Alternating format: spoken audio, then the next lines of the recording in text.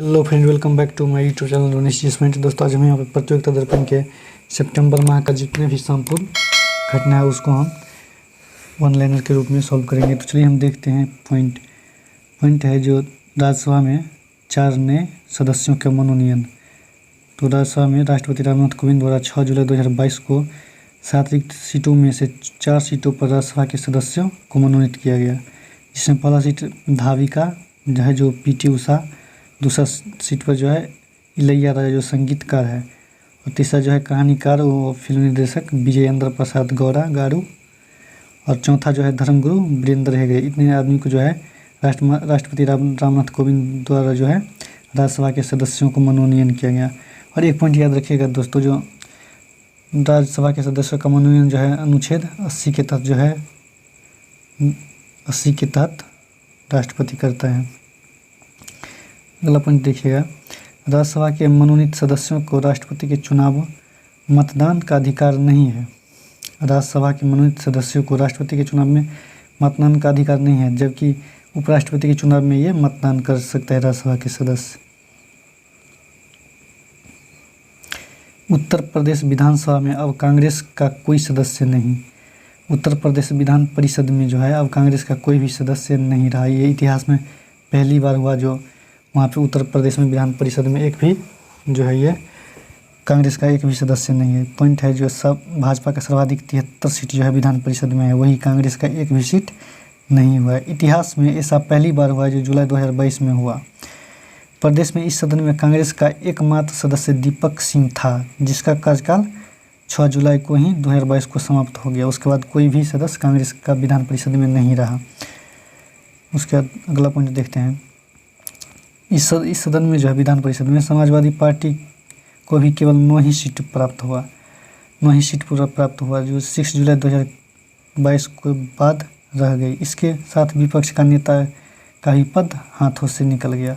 Samajwadi party को जो है विपक्ष का भी पार्टी नहीं बन पाया, विपक्ष का भी जो है विपक्ष का नेता भी नहीं बन पाया, क्योंकि विपक्ष की नेता के लिए जो है उसे विपक्ष की नेता की मान्यता जो है कम से कम 10% कुल सदस्यों की संख्या का होना चाहिए। विधान परिषद का जितना भी सदस्य है उनका 10% होना चाहिए, तभी वो विपक्षी दल का मान्यता प्राप्त होगा।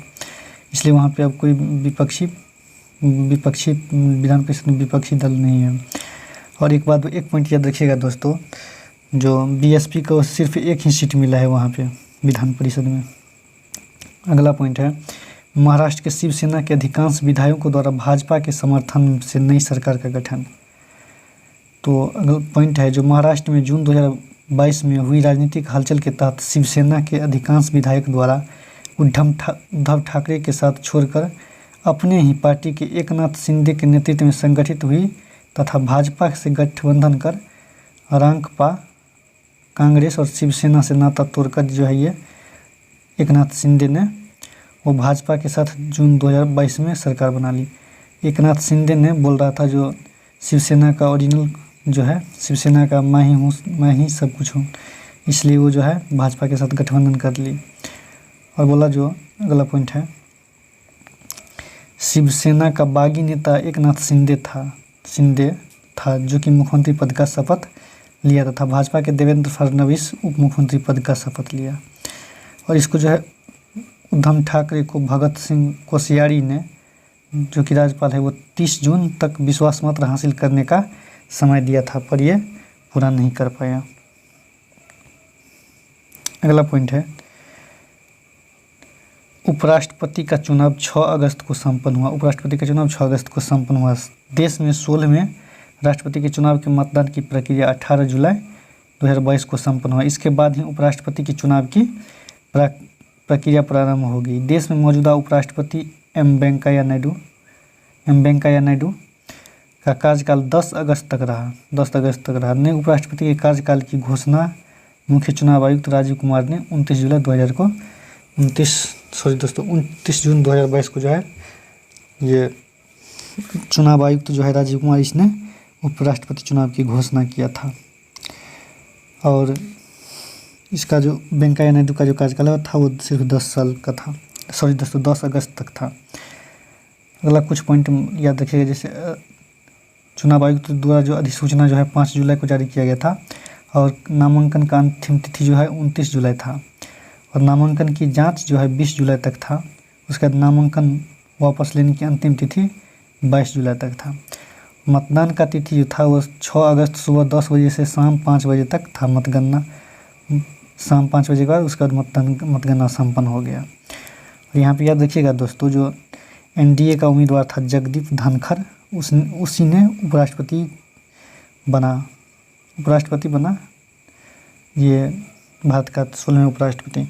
और विपक्षी का राष्ट्रपति पद का जो उम्मीदवार था वो मार्गरेट अलवा था।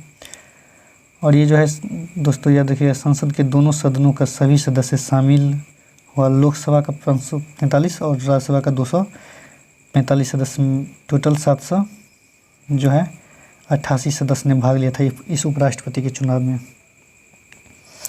अगला पॉइंट है, पश्चिम बंगाल के राज्य विश्वविद्यालयों के मामले में राज्यपाल की शक्तियां मुख्यमंत्री को हस्ताक्षरित करने का विधेयक विधानसभा में पारित हुआ। पश्चिम बंगाल में जो है विश्वविद्यालय के मामले में राज्य सरकार वो राज्यपाल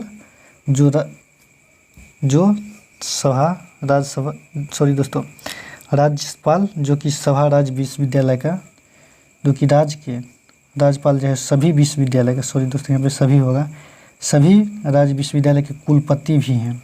राज्यपाल जो है सभी विश्वविद्यालय के, राज्य के सभी विश्वविद्यालय के कुलपति भी हैं पश्चिम बंगाल के। तो के बीच जो है बढ़े मतभेदों के साथ पश्चात ऐसा विधेयक 6 जून 2022 को पारित किया गया, जिसमें राज्यपाल के स्थान पर कुलाधिपति मुख्यमंत्री को बनाने का प्रस्ताव पारित किया। वहाँ पे जो पश्चिम बंगाल का मुख्यमंत्री है उसने प्रस्ताव पेश किया था, जिसमें वो राज्यपाल को जो है कुलपति की पद का जो है कुलपति जो था राज्यपाल, उसको ये मतभेद के कारण वो उससे ये पद जो है वो खुद मुख्यमंत्री अपने पक्ष में ये करना चाहते थे। कुलपति का पद मुख्यमंत्री को बनने का प्रस्ताव पेश किया। कुलाधिपति वो खुद मुख्यमंत्री वहाँ का कुलपति को बनाने का प्रस्ताव किया और विधानसभा में ये 182 और 40 मतांतर से पारित किया।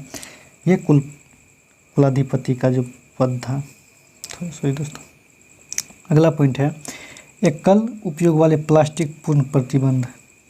पर्यावरण सुरक्षा की दिशा में सिंगल यूज प्लास्टिक को बंद कराने की अधिसूचना 12 अगस्त 2021 को जारी किया गया था, जो कि 1 जुलाई 2022 से पूर्णतः प्रभावी हो गया सिंगल यूज प्लास्टिक।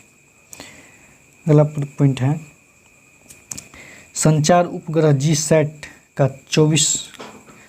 24 का फ्रेंच गुयाना से प्रक्षेपण किया गया। इसरो के नए संचार उपग्रह जीसैट 24 का प्रक्षेपण यूरोप के एरियन स्पेस कंपनी द्वारा उसके एरियन 5 VA257 रॉकेट के जरिए फ्रेंच गुयाना के कोरी स्थित प्रक्षेपण केंद्र से 23 जून 2022 को जो है प्रक्षेपण किया गया। संचार उपग्रह जीसैट को जो है फ्रेंच गुयाना से जो है ये 23 जून 2022 को जो है एरियन रॉकेट 5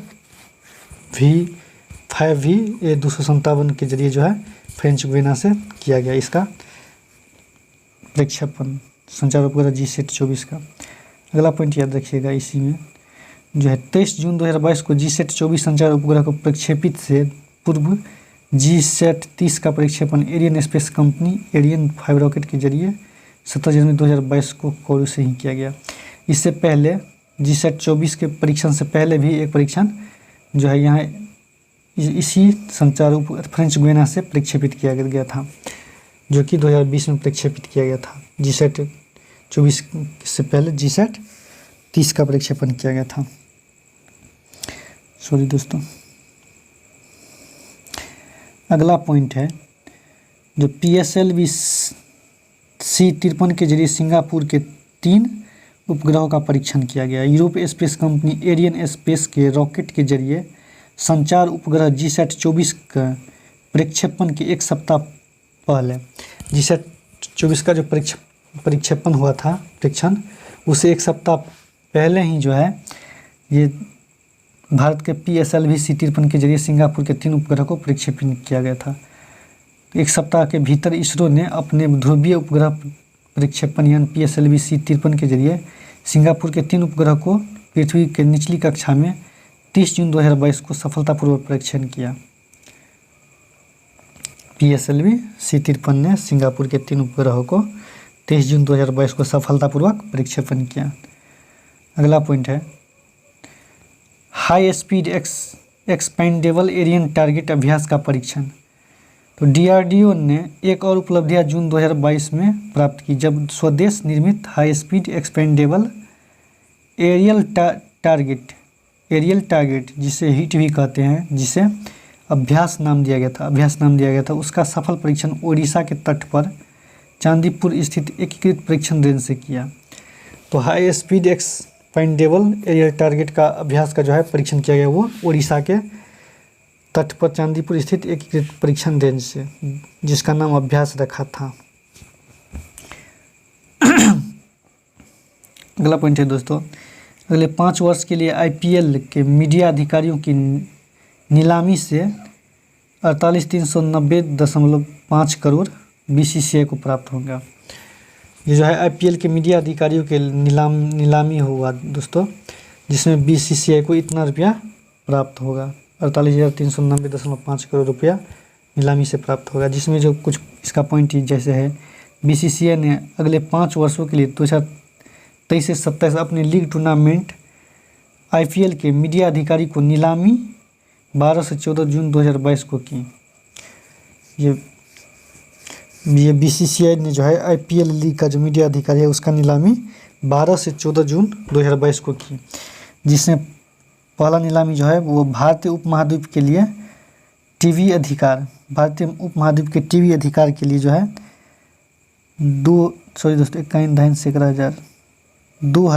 23,557 करोड़ की बोली डिज्नी स्टार ने लगाई। डिज्नी स्टार ने 23,557 करोड़ की बोली लगाई टीवी अधिकार प्राप्त करने के लिए। और दूसरा जो है ये डिजिटल अधिकार प्राप्त करने के लिए जो है भारतीय उपमहाद्वीप की वो 20,500 करोड़ का बोली लगाई, जो बाइकॉम 18 मीडिया ने प्राप्त की। और इससे और 3 और कंपनी ने इसको खरीदा था। अगला पॉइंट है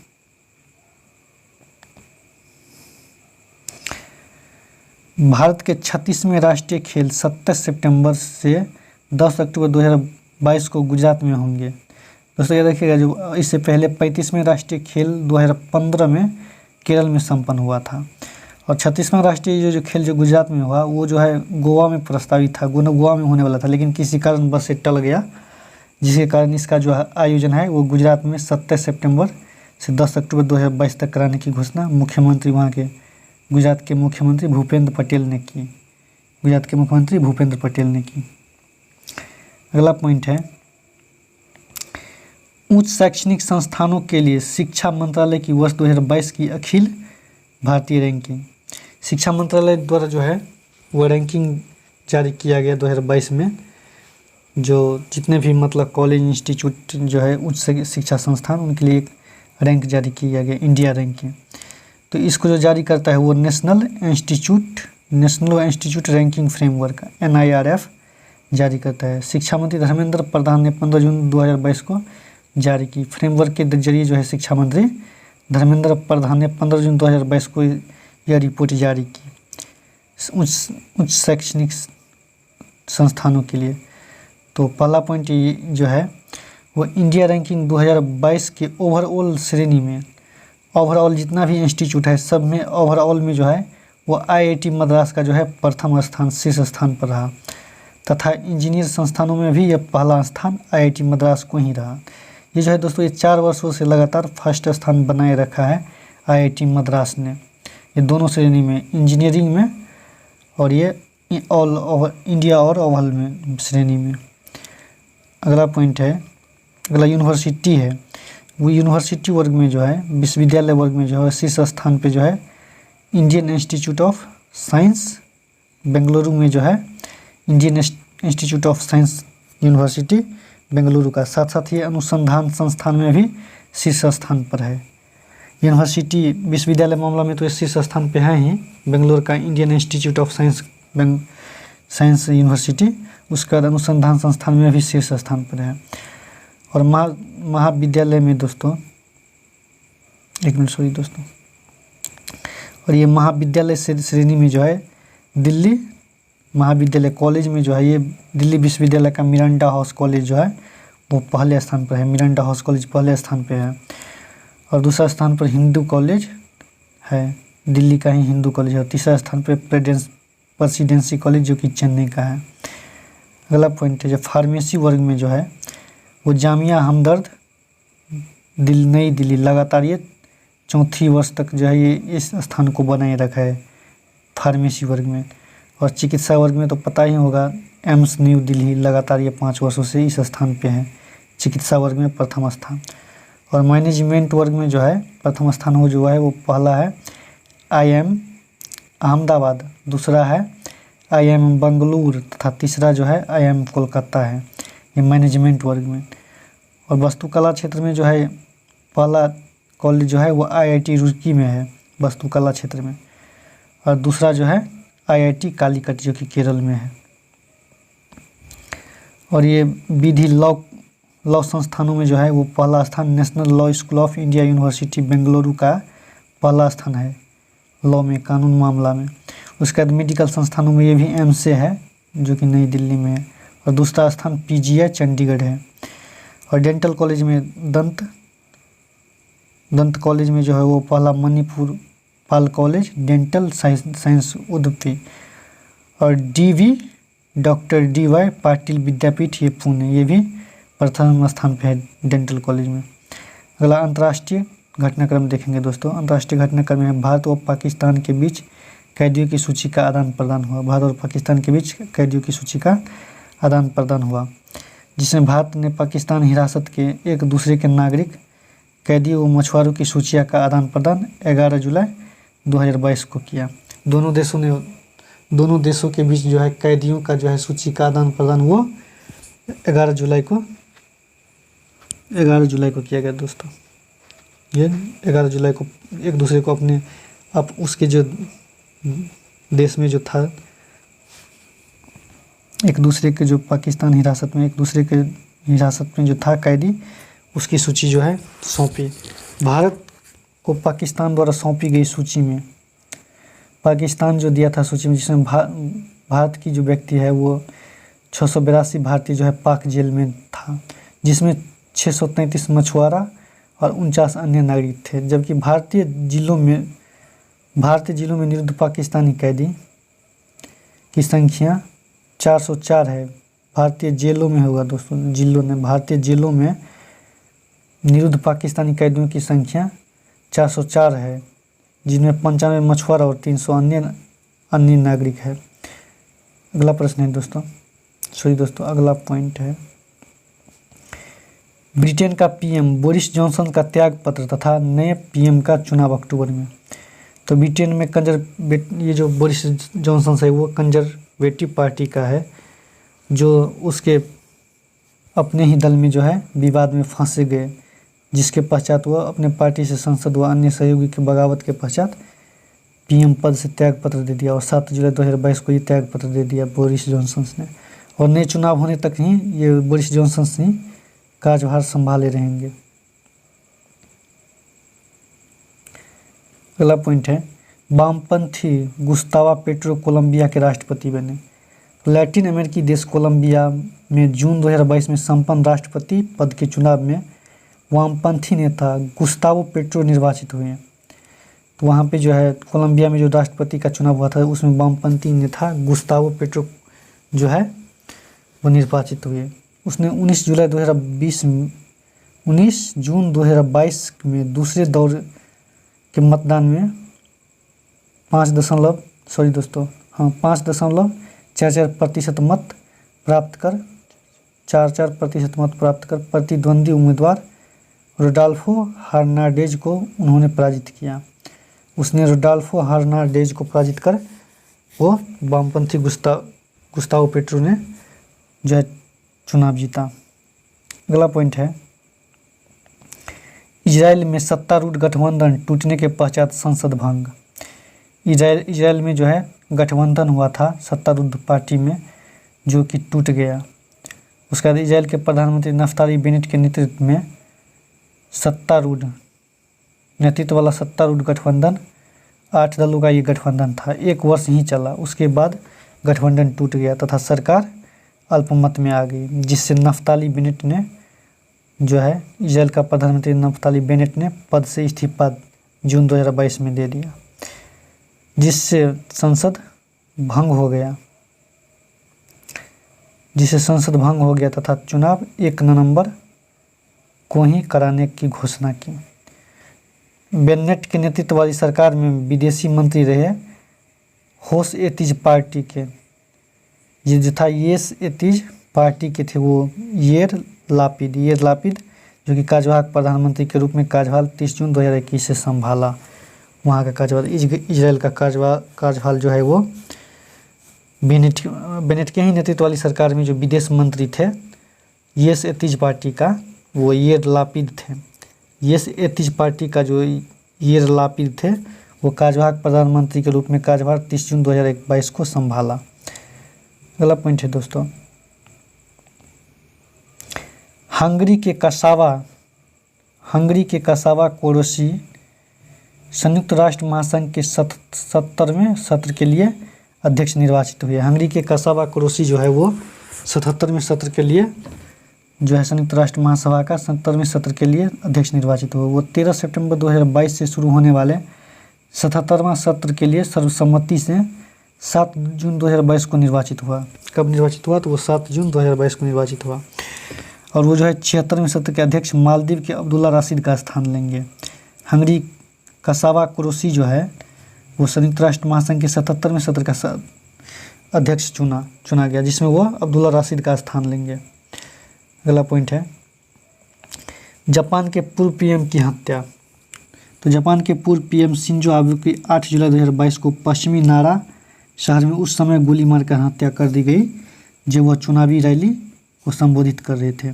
जब शिंजो आबे ने चुनावी रैली को संबोधित कर रहे थे तभी वहाँ के नारा शहर में आके उसको गोली मार दिया गया। बहुत ही अच्छा नेता थे।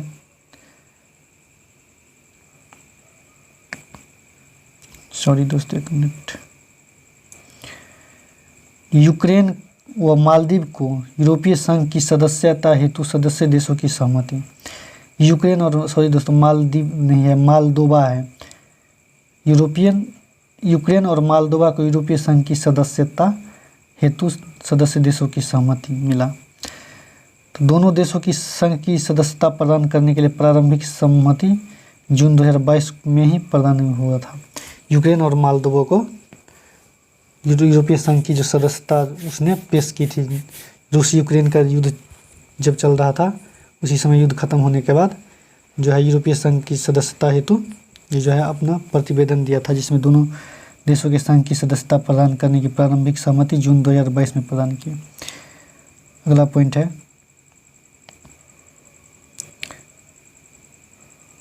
है दोस्तों, राष्ट्रमंडल खेल का आयोजन।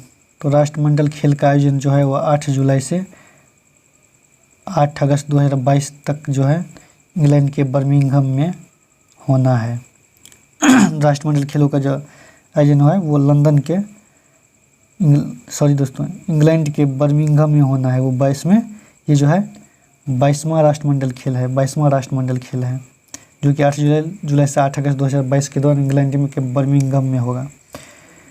अगला पॉइंट है, ग्लोबल पीस इंडेक्स। सिडनी स्थित institute for economics and peace की वर्ष 2022 की ताज़ा ग्लोबल पीस रिपोर्ट जो है वो जून 2022 में जारी की। ग्लोबल पीस इंडेक्स जो है विश्व शांति सूचकांक में जो है वो institute for economy and peace के द्वारा जो है ये जारी किया जाता है, जिसमें जो है ये जून 2022 में ही जारी किया शांति सूचकांक में। और शांति सूचकांक में याद रखिएगा प्रथम स्थान आइसलैंड का है और दूसरा न्यूजीलैंड का स्थान है दूसरा। और दोस्तों एक बात याद रखिएगा, 163 देशों में जो है भारत का स्थान 135वां है। 163 देशों में भारत का स्थान 135वां है विश्व शांति सूचकांक में। और अंतिम स्थान जो है वो अफगानिस्तान का 163वां है। और पड़ोसी देश पाकिस्तान का याद रखिएगा जो 161वां शायद है। सॉरी दोस्तों, ये पॉइंट नहीं याद रखिएगा, ज़रूरी नहीं है। अगला पॉइंट है, ग्लोबल लिवेबिलिटी इंडेक्स 2022 की दृष्टि से रहने के लिए सबसे उपयुक्त शहर कौन है? तो ग्लोबल लिवेबिलिटी इंडेक्स की दृष्टि से रहने के लिए सबसे उपयुक्त शहर जो है जारी करता ब्रिटेन उपयुक्त शहर। तो ये जो है ग्लोबल लिवेबिलिटी इंडेक्स जो है वो जारी ब्रिटेन के इकोनॉमिस्ट ग्रुप के इकोनॉमिक इंटेलिजेंस यूनिट द्वारा जारी किया जाता है। ये जो ग्लोबल लिवेबिलिटी इंडेक्स जो है दोस्तों ये ब्रिटेन के इकोनॉमिस्ट ग्रुप द्वारा जारी किया जाता है, जो कि जून 2022 में जारी किया गया, जिसमें टोटल 172 शहर है शामिल है। ग्लोबल लिवेबिलिटी में 172 शहर शामिल है।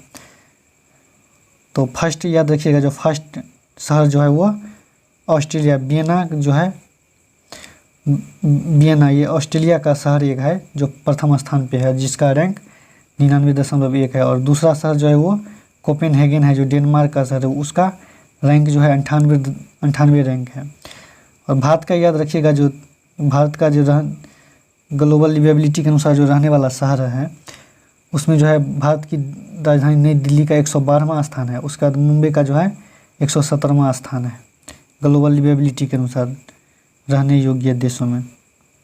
और सबसे अंतिम स्थान जो याद रखिएगा वो सीरिया की राजधानी दमिश्क का स्थान है, 172वां स्थान है रहने योग्य में। अगला पॉइंट है पीएम मोदी का विदेश यात्रा। तो प्रधानमंत्री नरेंद्र मोदी ने संयुक्त अरब अमीरात व जर्मनी की यात्रा 26 से 28 जून 2022 को संपन्न की। और ये जो 2 देश की इसमें विदेश यात्रा की थी नरेंद्र मोदी के द्वारा, जिसमें G7 से देशों की शिखर पहला जो इसका उद्देश्य था, 2 देशों की यात्रा की थी, संयुक्त अरब अमीरात और जर्मनी की यात्रा, जिसमें जो है G7 इसका उद्देश्य जो था वो G7 शिखर सम्मेलन में भाग लेना और वही UAE के राष्ट्रपति के शेख खलीफा बिन जायद अल नहयान की मृत्यु के बाद निधन पर जो है शोक व्यक्त करने की संभावना से वो गया था वहाँ पे संयुक्त अरब अमीरात। यही 2 इसका उद्देश्य था यात्रा का।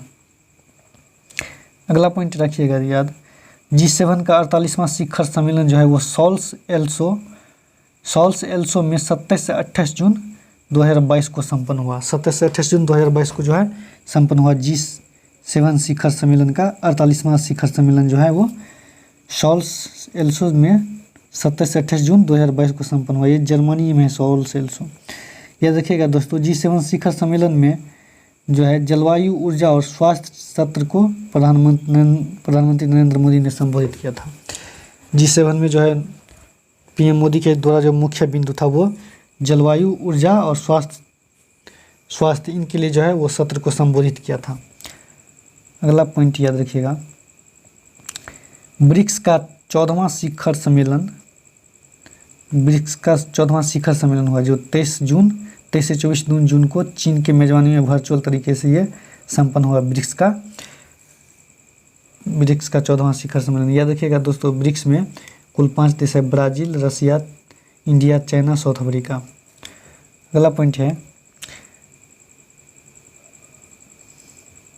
I2U2 का पहला शिखर सम्मेलन। तो 4 देशों के नए समूह I2U2 का पहला शिखर सम्मेलन 14 जुलाई 2022 को वर्चुअल तरीके से संपन्न हुआ। ये फर्स्ट बार जो है इसका गठन हुआ I2U2 सम्मेलन के नाम से, जिसमें 4 देश है, India, Israel, USA and UAE। और 4 देशों की एक संगठन है I2U2। आज इतना ही पॉइंट देखेंगे दोस्तों। अगर आज का सेशन अच्छा लगा हो तो लाइक शेयर सब्सक्राइब जरूर कीजिएगा दोस्तों। इसको हम 2 पार्ट में देखेंगे।